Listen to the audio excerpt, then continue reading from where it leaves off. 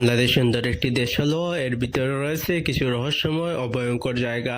আজকের ভিডিওতে আমরা জানবো এমন 5টি স্থানের কথা যেখানে অস্বাভাবিক ঘটনা আর ভৌতিক গল্প এখনো মানুষের মনে ভয় জাগিয়ে রাখে। বাংলাদেশের অন্যতম সুন্দর সেতু হলো কুষ্টিয়ার লালন শাহ সেতু।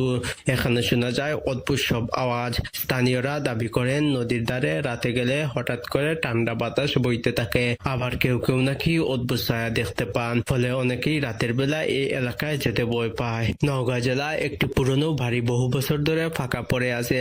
চারপাশের মানুষ বিশ্বাস করেন এই বাড়ির ভিতরে রাতে অদ্ভুত শব্দ শোনা যায়, কারো হাসির আওয়াজ, কখনো আবার কান্না। স্থানীয়রা এই বাড়ির নাম দিয়েছেন ভূতের বাড়ি।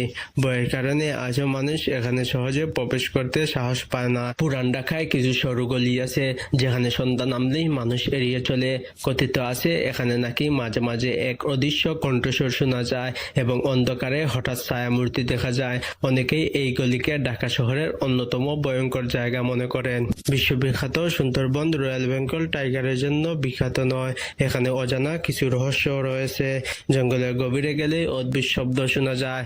অনেক কাঠুরে বাজালে নাকি রাতের বেলা অদ্ভুত আলো দেখতে পান। কারো মতে এগুলো আত্মার আলো, তাদের মতে সুন্দরবন এখনো রহস্যে ঘেরা। নারায়ণগঞ্জের জিন্দা পার্ক মূলত একটি পর্যটন কেন্দ্র হলেও এর ভিতরে কিছু অংশ সন্ধ্যার পর ভয় ধরিয়ে দেয়।